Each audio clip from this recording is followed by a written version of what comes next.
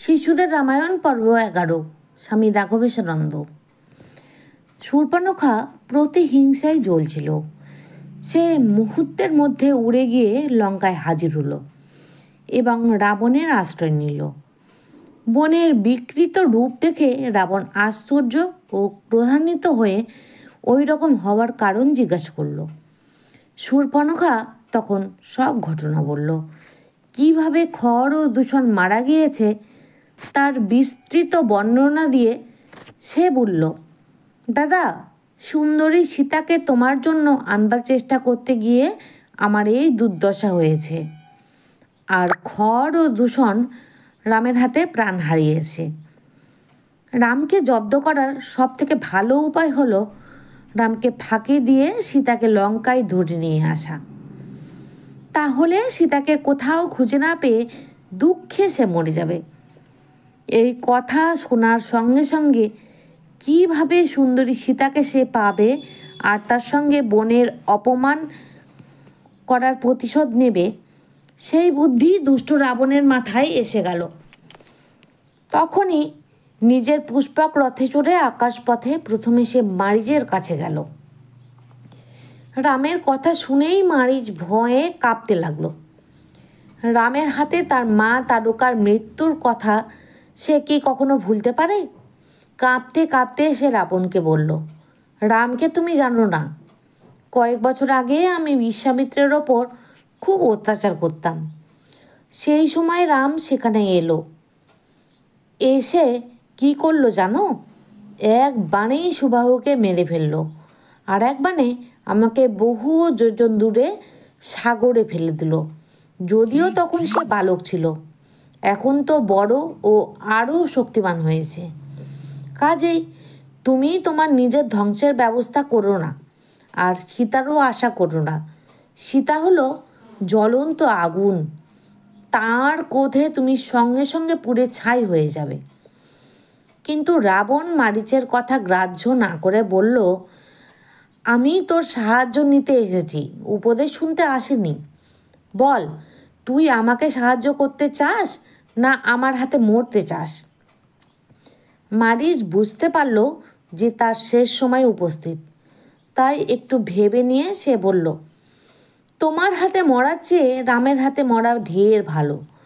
এই বলে সে ক্ষতিকারক ছলনা করার জন্য প্রস্তুত হলো। একদিন সীতা কুটিরের কাছে ফুল তুলছিলেন। হঠাৎ একটি সোনার হরিণ তার চোখে পড়ল। দেখে খুবই মুগ্ধ হয়ে তিনি রাম লক্ষ্মণকে ডাকতে লাগলেন। বললেন, দেখবে এসো, ওটা কেমন সুন্দর। সেই কথা শুনে রাম লক্ষ্মণ কুটিরের বাইরে এসে এদিক ওদিক তাকাতে লাগলেন। সীতা তখন তাদের সোনার হরিণ দেখে বলেন, আহা, জীবনে এমন সুন্দর হরিণ দেখিনি, ওকে ধরে নিয়ে এসো, আমি পুষব।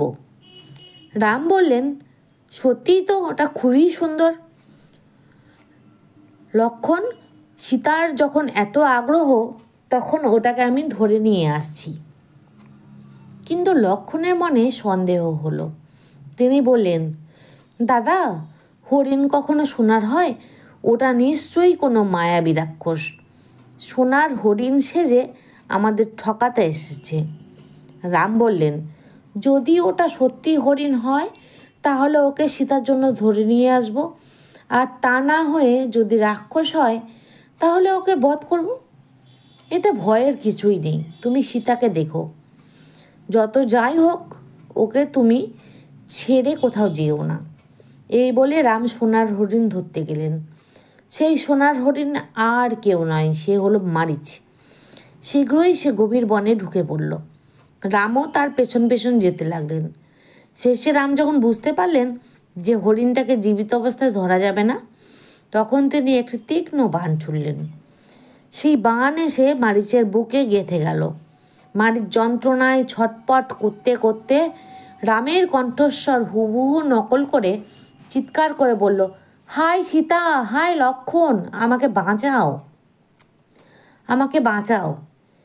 তারপরই সে মারা গেল। এদিকে সীতা সেই কণ্ঠস্বর শুনে ভাবলেন ওটা তার স্বামীর কণ্ঠস্বর। তখন তিনি খুবই অস্থির হয়ে লক্ষণকে বললেন, তুমি কি তোমার ডাক শুনতে পাচ্ছ না? নিশ্চয়ই তাকে রাক্ষসীরা ঘিরে ফেলেছে, তাই তিনি তোমার সাহায্য চাইছেন। যাও যাও লক্ষণ, শীঘ্র গিয়ে তাকে বাঁচাও। কিন্তু লক্ষণ শান্ত ও ধীরভাবে বললেন, বৌদি, দাদা কখনো ওই রকম করে কাঁদবেন না, ওটা নিশ্চয়ই সেই দুষ্ট রাক্ষসের কারসাজি। কিন্তু সীতা তার কথা না শুনে লক্ষণকে সেখানে যাওয়ার জন্য বারবার জোর করতে লাগলেন। লক্ষণ তখন অনিচ্ছা সত্ত্বেও যেতে বাধ্য হয়ে বললেন, আমি এই একটা গণ্ডি দিয়ে যাচ্ছি, আপনি কিছুতেই এই গণ্ডির বাইরে যাবেন না। এর ভিতরে থাকলে আপনার কোনো বিপদ হবে না, দেবতারা আপনাকে রক্ষা করুন। এই বলে লক্ষণ তীর দিয়ে কুটিরের চারিদিকে একটা গণ্ডি কেটে রামের খোঁজে চলে গেলেন। রাবণ দেখল যে তার ফন্টিটাতে ভালোই কাজ হয়েছে। সীতা এখন একা। সুযোগ বুঝে সে সন্ন্যাসীর বেশ ধরে সেখানে এলো। তার হাতে কুমণ্ডলু ও ভিক্ষাপাত্র, পায়ে খড়ম, পরনে গেরুয়া কাপড়, কপালে লম্বা ফোঁটা আর মুখে হরিনাম। হরিনাম শুনে সীতা কুটিরের বাইরে এসে দেখলেন যে একজন ব্রাহ্মণ সন্ন্যাসী ভিক্ষা নিতে এসেছেন। তখন তিনি কিছু ফলমূল কুটির থেকে এনে গণ্ডির ভেতরে দাঁড়িয়ে তাকে ভিক্ষা দিতে গেলেন। কিন্তু রাবণ একটু দূরে দাঁড়িয়ে থেকে বললেন, বাছা, এখানেই দিয়ে যাও। সীতা বললেন, না ব্রাহ্মণ ঠাকুর, আমি তা পারবো না, কারণ এই গণ্ডির বাইরে যাওয়া আমার নিষেধ আছে। তাহলে তোমার ভিক্ষা চাই না, এই বলে রাবণ রাগ দেখিয়ে চলে যেতে লাগলো। একজন অতিথি ব্রাহ্মণ সন্ন্যাসীকে তিনি ভিক্ষা দিতে পারলেন না ভেবে সীতার মনে খুবই দুঃখ হলো।